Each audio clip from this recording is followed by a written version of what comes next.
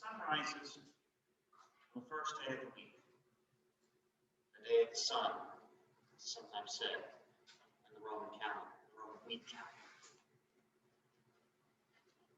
The Sabbath has passed, and it is now time to begin the real preparation for the burial of Jesus. Remember, as I said last class, Good Friday ends with them rushedly placing the body in, trying to do as much preparation as they can, but having to get done and be home by the beginning of the Sabbath, so by sundown. 3 p.m., it takes some time to get the body off of Jesus, to bring it over into the tomb, so they don't have much time. Their sundown's maybe about 6-ish. Maybe later, maybe 7. So, sun rises. And some of the women who have been following Jesus, two of these women, usually depends on how many in the accounts between Matthew, Mark, and Luke, are walking down from where they live to the tomb, to the sepulchre. They've got herbs and spices, among them, of course, myrrh. And they're debating among themselves who can roll the rock away from the door, from the entryway. So there's a big, massive rock. And they doubt the Roman soldiers would help them. Remember, Matthew talked about the Roman soldiers who are guarding it. They get to the tomb. They discover that there are no soldiers. The rock door, the rock blocking entryway has been moved out of the way. Peering inside the tomb, the sepulchre, they find that the body is not there. It is missing.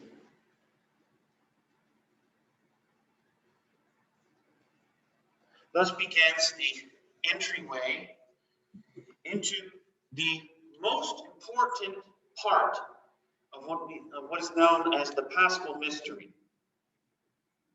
Not just the crucifixion, not just the death of Jesus, but his resurrection from the dead.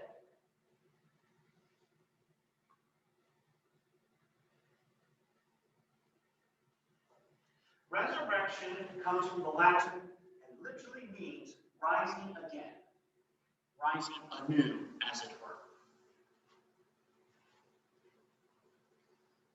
Sometimes this may be described as the resurrection from sleep. One lays down to sleep and one rises again from sleep. But it can also be described as one who was dead and has raised again, or being laid in death, has raised again to life. The first appearance is similar in all of them.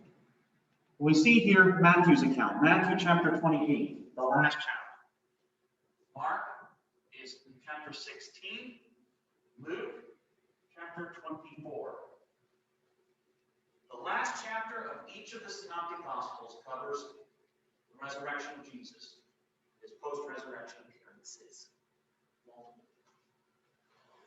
So it says here in Matthew's Gospel, the first day of the week, after that Sabbath, Mary Magdalene, so one of these disciples, and the other Mary, or another Mary,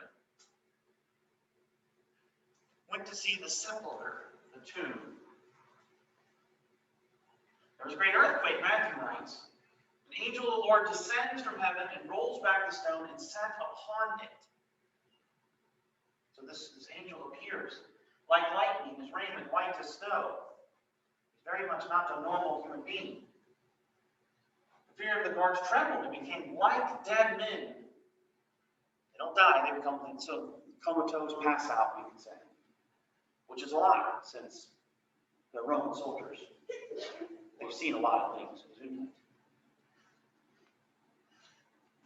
The angel speaks to them and says, do not be afraid. Usual angelic words. Fear not. I know I'm weird looking. I know I'm terrifying. Don't be afraid. I know you seek the crucified Jesus. Jesus who was crucified. He is not here, he says. He is not here. He has risen as he said. Come and see. An angel doesn't just tell them to believe. He says, come and see. Look for yourselves. Then go and tell his disciples, tell those who believed in him, that he has risen. And behold, he, Jesus, is going before you to Galilee. So he's going back to where he came from.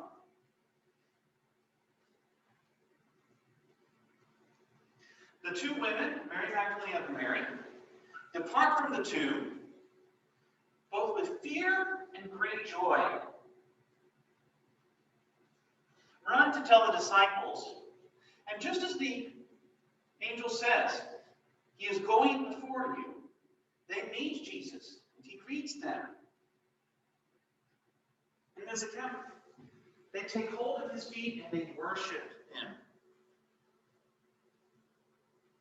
Worshiping you only do to something that has some aspect of the divinity to it.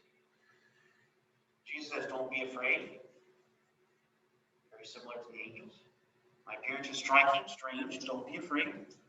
Go and tell my brethren, my brothers, to go to Galilee.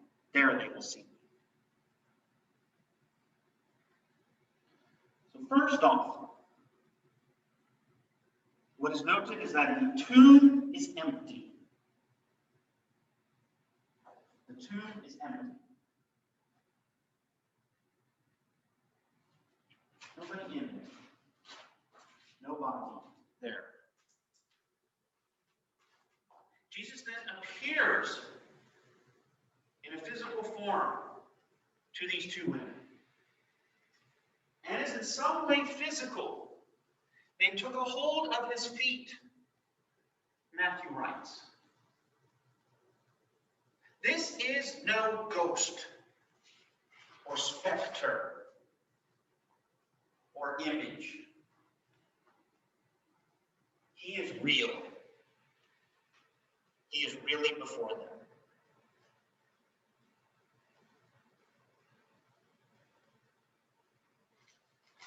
And they began, from that moment, to worship. Now, each of the synoptic gospels has a couple of appearances of the risen Jesus, the resurrected Jesus. We saw that first one in Matthew 28. He appears again to them in Galilee. So they leave, they depart, and they go up to him again. Mark, he appears. There's mention of him appearing 3 times. Again, to Mary Magdalene alone. A brief mention of 2 disciples walking in the countryside. And the mention to the 11. Why the 11? And that's what Mark said. Mark says 11. They are missing Judas.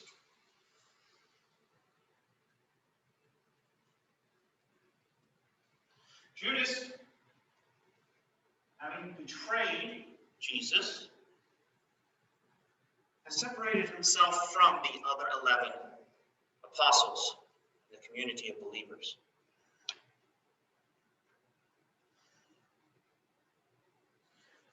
Judas, in the synoptic accounts, seems to express some contrition, some sorrow for his sins. Throws the money back at the chief priest, the 30 pieces of silver he had, and hangs himself.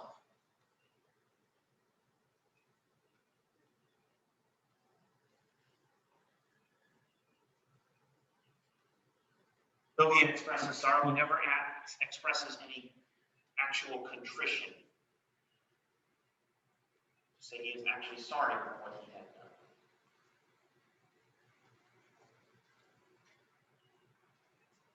So it is only to the 11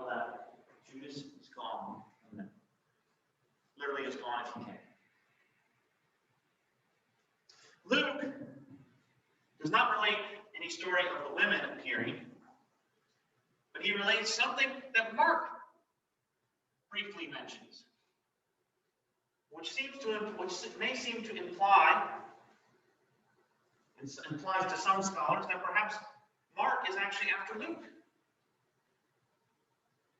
or at least this part. Because this is the great story of the two disciples who encounter Jesus on the road to Emmaus, or Emmaus, as it would be said in perhaps the original Greek. And this is when Jesus appears to these two, but they're not able to recognize him. They express their sorrow about Jesus in the sense of, Jesus asks them, well, what are you talking about? They're all thought of like, have you not been paying attention to what's been happening in the past few days? Like, what? About this Jesus, we thought he was going to do these great things, and then he's killed. Now we've got these women saying he's all risen from the dead. Jesus is kind of just holds his head here, kind of holding his head. It's like, do you not understand? Even though they don't understand this Jesus, reads. He teaches them all of the scriptures, all the Old Testament scriptures, that point out what he needed to do, endure.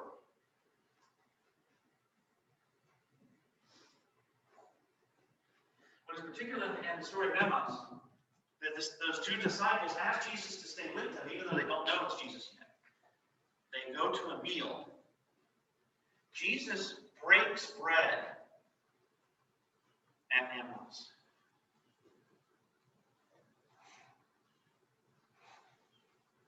Similar to what he did at his Last Supper. Luke writes that they recognized Jesus in the breaking of the bread, and that when they recognized him, he vanished from their sight. He was no longer visible to them.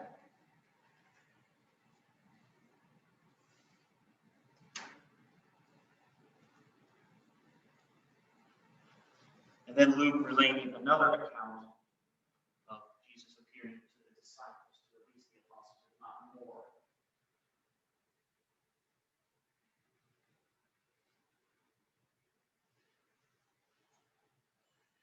In all of them, what is seen? What is not seen is a ghost, a specter, a masked illusion. What is seen is someone alive, breathing. In fact, in Luke's account, he asks for a piece of fish. So they're all just standing there, just a thought away.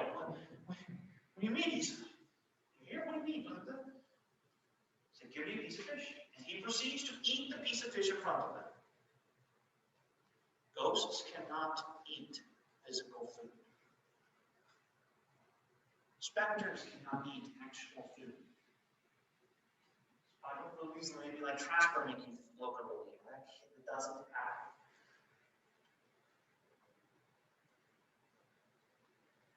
Jesus is alive.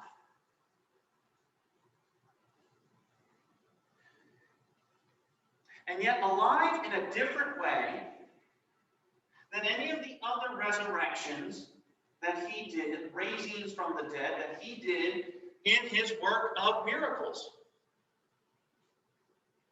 Why? Because though he raised all of them, the little girl to whom he says, Talitha Kumi, and the others, they all still died again. This resurrection of Jesus is different. He is not raised or returned in the sense of returning to life, to continue to live an ordinary life and then to die. No. Something greater is happening. Recall what we read here in Matthew's first appearance.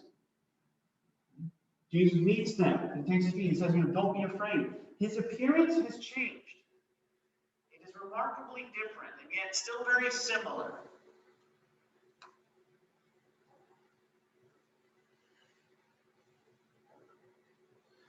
the Catholic understanding of the resurrection, this is what comes to be known as and called as the glorified body. The glorified body. What is this? It is a body, a physical body, that is incapable of death. It is immortal. In every understanding of that word. Unable to die. Unable to die.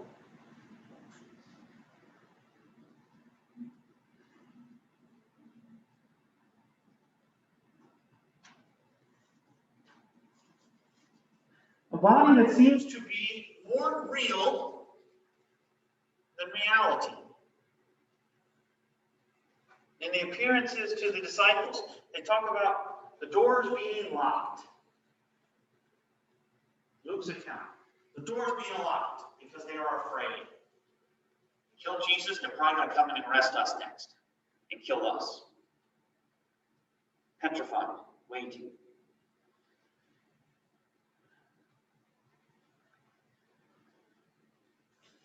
And Jesus is able to pass through that locked door. He doesn't unlock it. He doesn't break it down. He seems to pass through it. And yet he's still real, still able to be beholden and touched.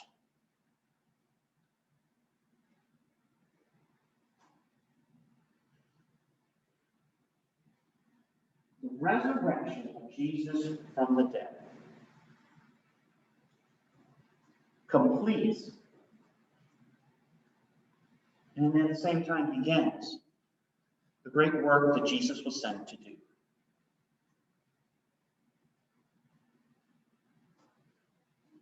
The salvation of the human race.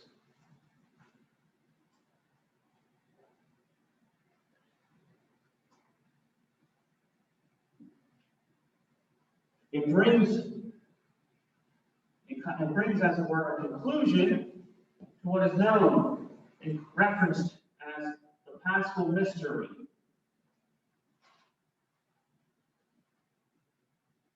The mystery of everything Jesus does in offering the new Passover, the new Pas.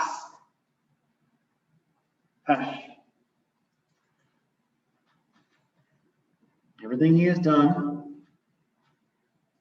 is foreseen in the Last Supper, from his betrayal, trial, condemnation, passion, his suffering, crucifixion, death, his resurrection.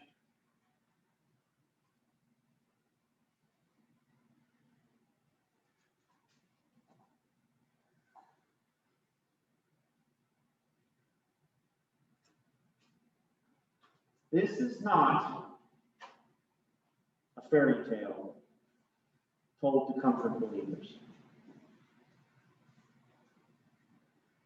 Serious Christians for 2 millennia have held with firm faith and belief that Jesus Christ was actually and really risen from the dead. Not in some sort of story, not some sort of nice tale, I don't know, Hansel and Gretel, or the rabbit, tortoise, and the hare, but as history. And this has even been believed in those first centuries.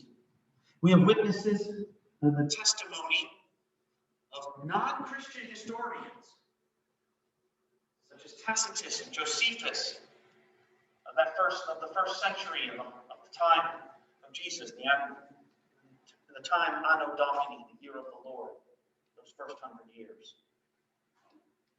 100 and 200 years or so. That they talk about these Christians who believe in this risen God. The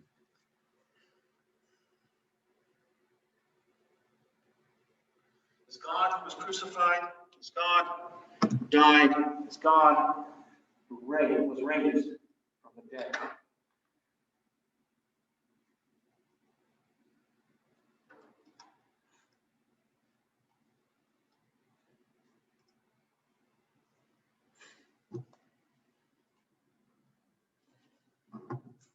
This is a graffito, a writing as it were etched into a wall in Rome.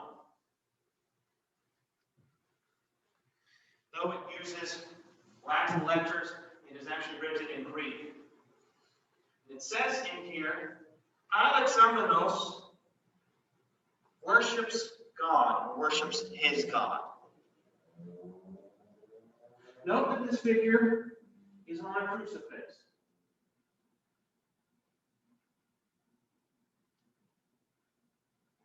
He has the head of a donkey, perhaps as a mockery of Alexamenos' beliefs in a God who was crucified. It is also because some accuse the Christians of worshiping in some way a donkey, an ass. Perhaps a mix-up of terms.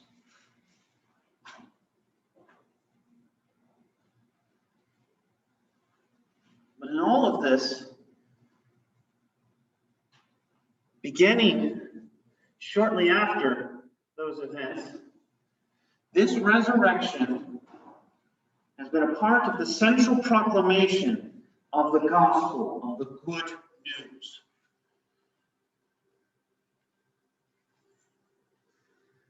Why? Because it caps off for us all that was needed to reconcile us to God. As we will begin to understand in looking through the Acts of the Apostles, as you may begin to understand looking through your epistles.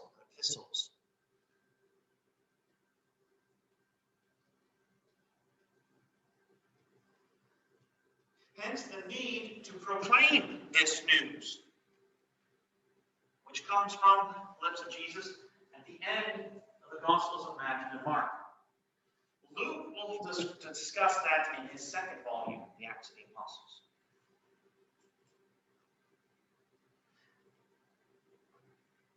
In Matthew's Gospel, he tells them, go, teach, baptize all of them.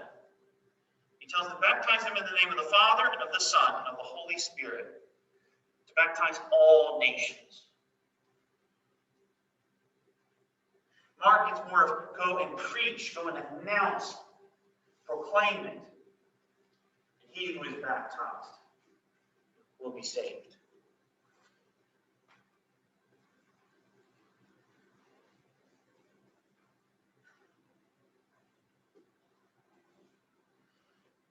The apostles' primary job after all of this are to be the primary witnesses of all that Jesus did, including his resurrection. They will begin to announce and proclaim this Jesus who died and rose from the dead. Why is the resurrection so important? Because it is the sign of Jesus' victory over everything.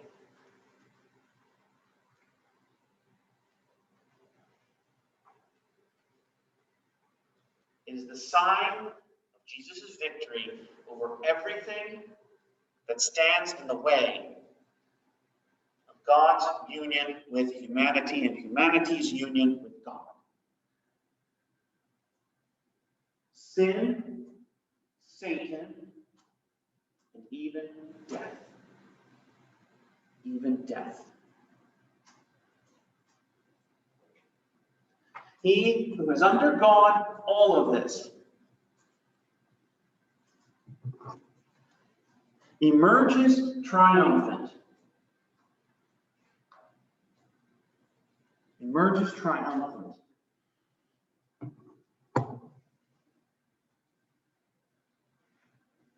Not to die again, no.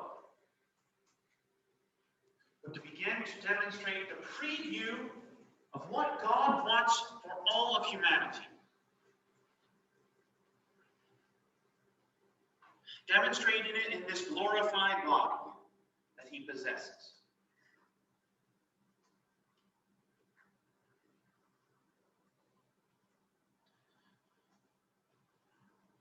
A body that still bears in it the wounds. The wounds that he suffered. Wounds in his hands, in his feet, his side. The famous story, of course, of doubting Thomas.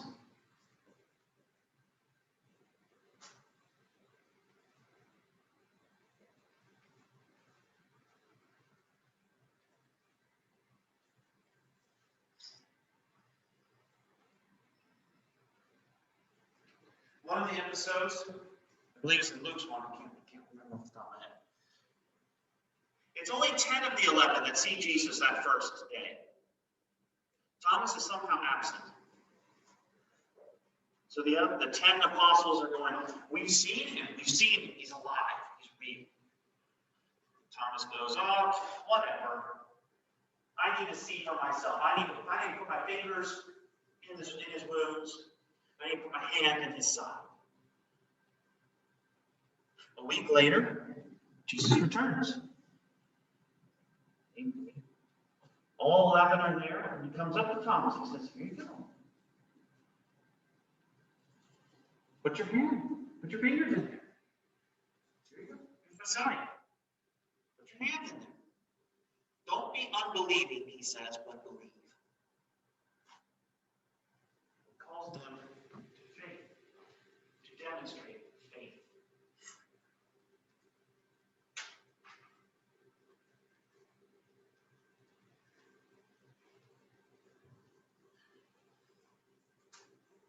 The crucifixion of Jesus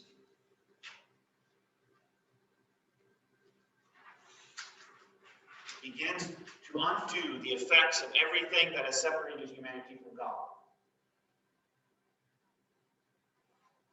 Jesus sharing in all of that and going above and beyond that in his humanity.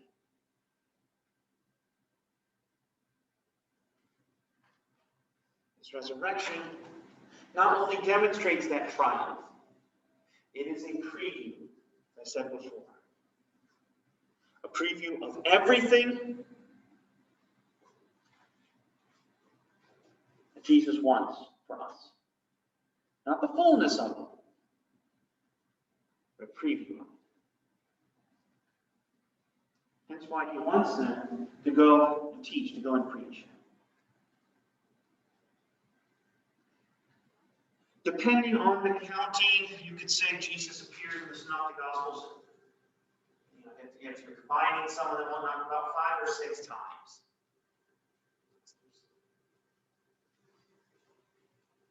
He remains with them for a period of about 40 days. From Easter, beginning on Easter, he stays with them a period of 40 days. Not necessarily the whole time with them. He just seems to kind of appear here and there.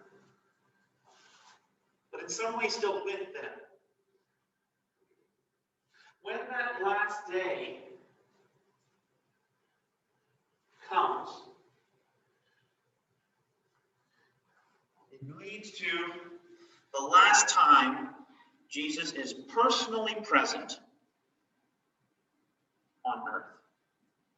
What is known as the Ascension of Jesus.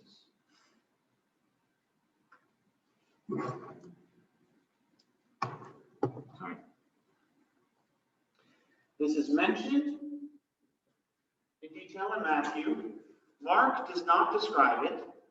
Luke has a brief sort of reference, but he's really preparing us to see it in Acts, which we will see later on.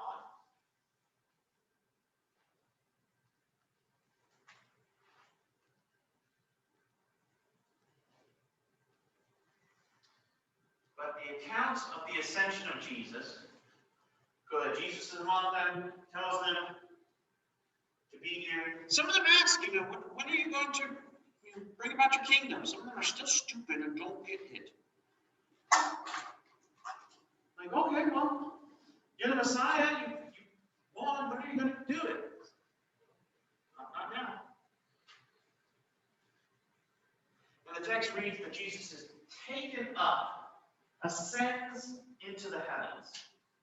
He's kind of taken into a cloud. The cloud is a divine symbol in the Old Testament. So Jesus is taken up into the clouds. We can see in the painting here, there are angels who point out, he says, Men of Galilee, what are you doing looking up at him like this? He'll come back. Kind of like, don't worry about it. He'll come back. Go do what he told you to do.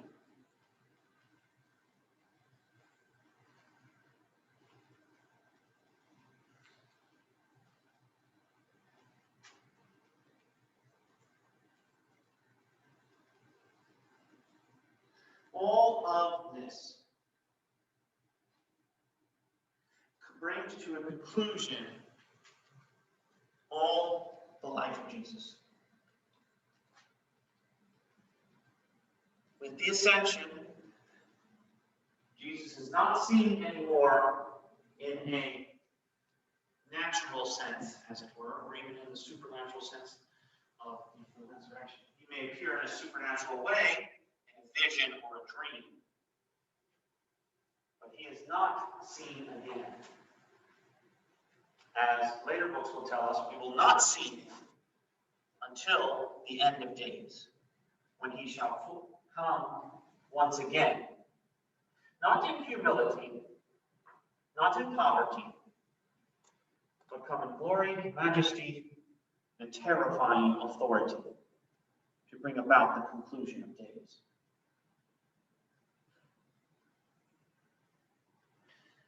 Now, the site of Calvary, which is the place where it happens, got that detail. In Latin, it's called Calvarium. Hebrew, Golgotha, which means the place of the skull. Calvarium means skull.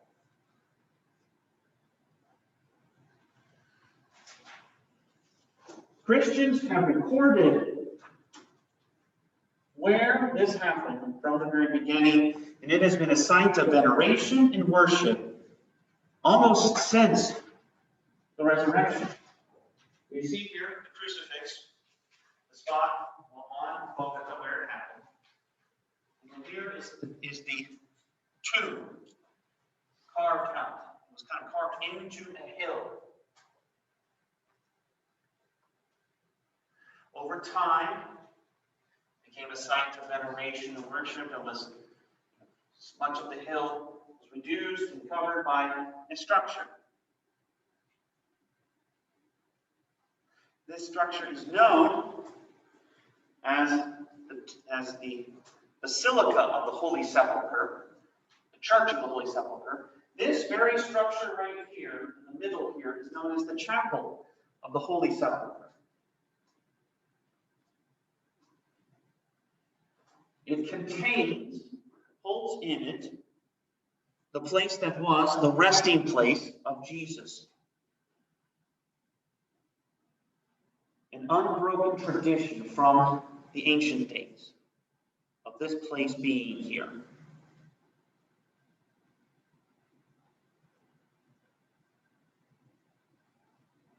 It is a site that, before all this a year ago, was open to visitors to be able to go and to see, not a time necessary to go in,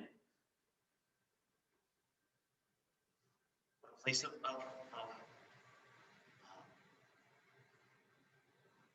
worship, veneration, respect, awe,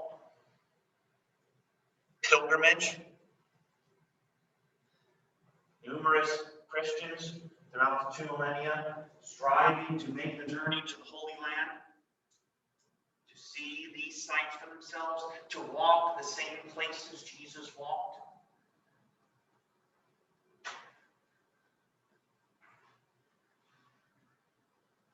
All because we say and profess and believe this is real.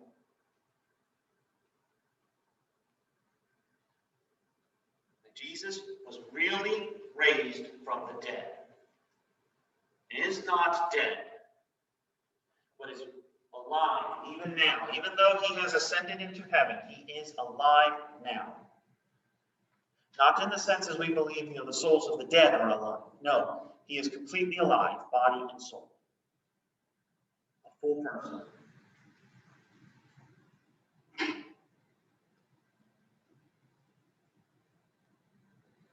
Without the resurrection of Jesus, none of this matters. None of it. That is why the celebration of Easter is the actual highest feast day or celebration in the Christian calendar. It is not Christmas.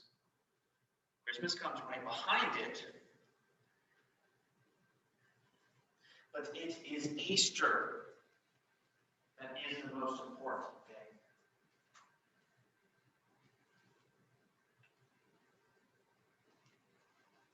Now, Easter is a particularly English or Anglo-Saxon word, coming from a name, I believe, of the goddess of the spring, adopted by Christians in English-speaking lands to show the dominance of what they believe to be the true faith over other faiths. Most other languages use some derivation of Pasch or Pascha. Spanish is Pascua, with a C, I believe. Italian is Pasqua, or like a Q. Derived from the original term for the Passover, the Pesh. Why? Because all of this is Jesus introducing the new Passover, far greater and far more impactful than the first Passover.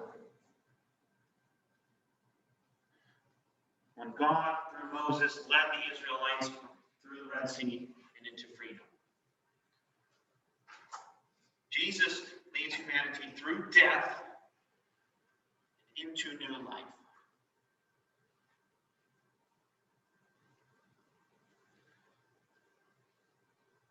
All of that being what is professed, what has been, and what continues to be professed by serious Christians for 2 millennia.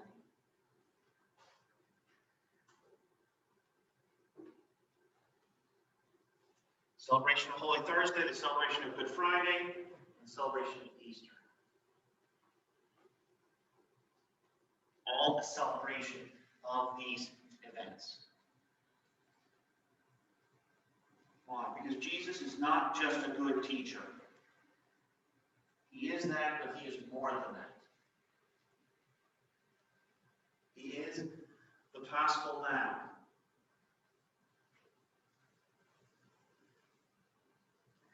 As John will tell us, the Lamb of God who takes away the sins of the world.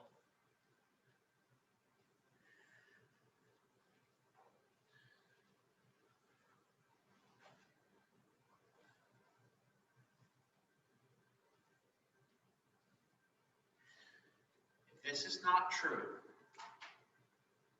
Jesus is not raised from the dead, it doesn't matter. Paul himself will write that in one of his epistles. I can never remember which one. I think it's actually in a couple places. He says, if Jesus has not been raised from the dead, your faith is in vain. There's been a trend with some Christian circles in the past maybe 50 years or so, or even maybe 100, to try to say, well, this is just, this was all created by the early disciples to console themselves after the loss of Jesus. That's like saying communists have raised Karl Marx from the dead. Even though he wasn't. It is garbage. In fact, Paul even basically uses the word crap, feces. Your faith is garbage. It is dung. It is worth nothing if Jesus is not risen from the dead. Because in this resurrection, he demonstrates the fullness of who he is, what he is, and what he has done and is beginning to do for humanity.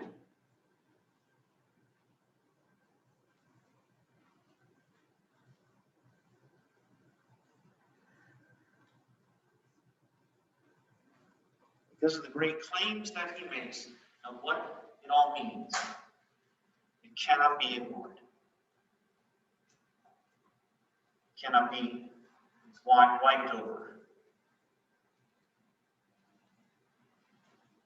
Jesus' resurrection is a real physical resurrection. The other detail we have for that, Matthew provides it. Near the end of Matthew's Gospel, near the end of chapter 28, he talks about those soldiers. Remember the soldiers that were stationed in front of the tomb, the guards. They go up to the chief priests and they say, he's not there. He's been raised. Which makes it seem like they have committed dereliction of duty. They have not done their job of guarding the tomb, which is punishable, of course, by death. You fail in your duty as a soldier, you're done. You've basically committed treason because you're not giving to the state what belongs to the state, especially in your job as a Roman soldier. So they go up to the chief priest and go, what should we do? Like, he was raised, he's not there. And they say, we'll take care of Pilate. You say that you fell asleep and that they took Jesus' body while he was asleep. Roman soldiers are trained to be able to stay awake if need be. They're not trained to be lazy or weak. They can, and if need be, and they do, exercise duties of vigilance through the night. So one of them, or some of them, should have been awake the entire night. If they fell asleep, again, dereliction of duty. Off with them. But Matthew relates that the chief priests seemed to buy off Pilate somehow. And that story of the body of Jesus being stolen endures, Matthew writes, to this day, to his day. And it still endures in some sense to this day. Almost every Easter for the past decade or so, there's always some sort of fantastical claim. We've solved what the resurrection really is. A few years ago, it was the Jesus tomb.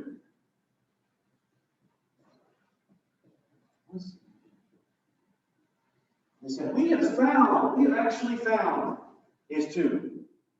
We've actually found his Jesus. We have his bones. And it was a marginal claim at best. Some inscription that could read Jesus, son of Joseph, son of so-and-so. It could be read another way. But it was a very weak claim at best. If not just a forgery, at its worst. Time and again, people will try to say, oh, not really. Still dead, no.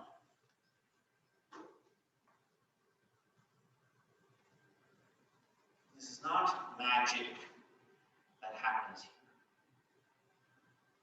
It is the power of God overcoming all of the weaknesses of humanity. Through enduring and receiving those same weaknesses, suffering, pain, death, going through them all, by that undoing the effects of original sin and our own sins.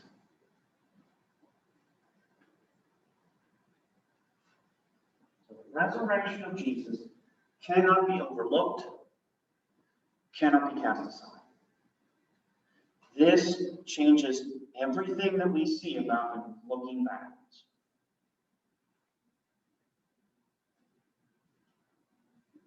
Again, we'll see kind of how that happens as when we look further into the Acts of the Apostles.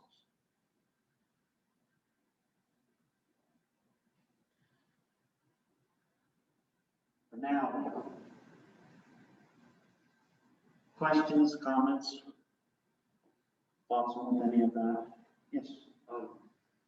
Just that, maybe a kind of silly question. Okay. Just with the Renaissance paintings, with the angels always looking humanoid with wings, is there any reference in the Bible or anywhere in the letters of a humanoid looking angel? The greatest one is the book of Tobit, where Raphael the angel does walk with Tobias as a and it has a human appearing, and he has a humanoid in some way. It's never, it's never clear. Like, for example, that passage Matthew said the angel appears, and doesn't really say there, I believe. His appearance was like lightning, his raiment white as snow. So he doesn't describe the angel in any other way. So most interpret that as appearing to have like a humanoid form, human-like appearance. But there's this kind of glow, like I said, appearance like lightning, his raiment white as snow. So there is this light that seems to radiate from him, coming within him. It's fair to genderize an angel since they have no gender. So they don't have bodies. So, but some could, and it could be an action of God to make it easier to appear to human beings. Because if you saw something that was, actually, how do you give something that is spiritual that doesn't have a body a body that can be seen? Even if they are spiritual, the spirit is invisible normally. So they have to give it some appearance. So God may give them the appearance that makes it able to be apprehended to the human eye that's not so striking, to be something so utterly other, to go, oh no, I'm not even getting close to that. So, any kind of both ways. Answer your question? Yes. Mm-hmm. Other thoughts, other comments, other questions? Yeah. One more. So you said that like the main church, right? Yes. So you have that main building, right? Right. And you have that inner part where the burial tomb is. Mm-hmm. So does it go down and like? No. So this I'll post it up. I know it's the angle of the thing. So if you see, look at it.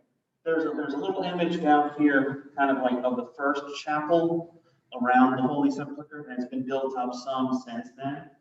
So that has been built like encasing, like the slab. There's a slab in there, probably about as big as this table, maybe a little bit bigger, that would hold a man or a person. That's said to be where the body rested. They actually did some work during all the lockdowns. They did some work on it, I think, because it's usually covered by, I think, another piece of marble as a kind of to preserve it, because human oils can easily degrade rock and all that. So I think there's kind of a marble over it to kind of as a kind of guard. They took some of that and kind of fixed it up a little bit. They said there seems to be evidence that goes back to it at least being used in the 1st century. But that's kind of the overall building. You can see pictures of the Holy Sepulchre. There's usually a small door that you have to kind of crouch into to enter. It's famous for having a ladder kind of up top, because there's so many different Christian churches. So Catholics, Orthodox, Copts, different groups of Orthodox, Armenians, Greeks. They all fought so much that there's been a truce imposed for at least the past 200, 250 years, and only if every one of the occupants of the Church of the Holy Sepulchre, so there's like 5 or 6 groups, only if every single group agrees on something does anything change. So that ladder has been sitting out since the 18th century. It's a wooden ladder, and it's been sitting there, and it's not allowed to be moved. So that speaks more of the divisions within Christianity, but that's a very different topic. But that's the Church of the Holy Sepulchre, where these markers are maintained, where Christians continue as much as they can to venerate and to adore, to worship God on this site. There are various liturgies, masses that are done in this church every day.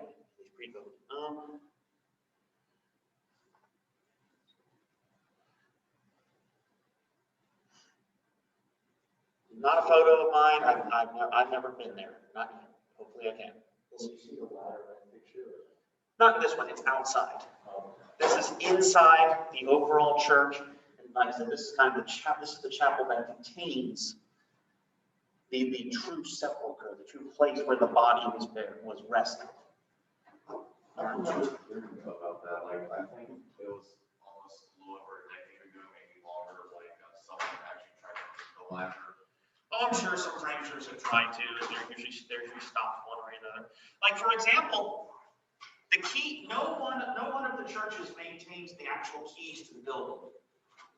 There are like 2 Arabic, I don't know, two local families who have maintained those keys for at least that same time period, like 200, 300 years.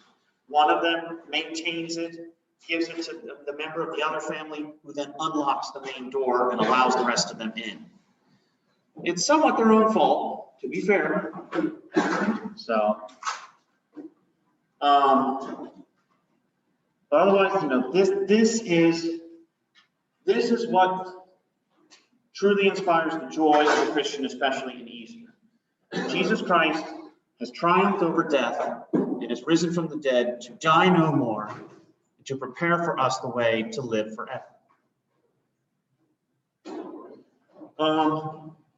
So for next class, for the next group of classes, we're going to be transitioning from the synoptic gospels, from Matthew, Mark, and Luke, to look at that other gospel, the 4th gospel, the Gospel of John.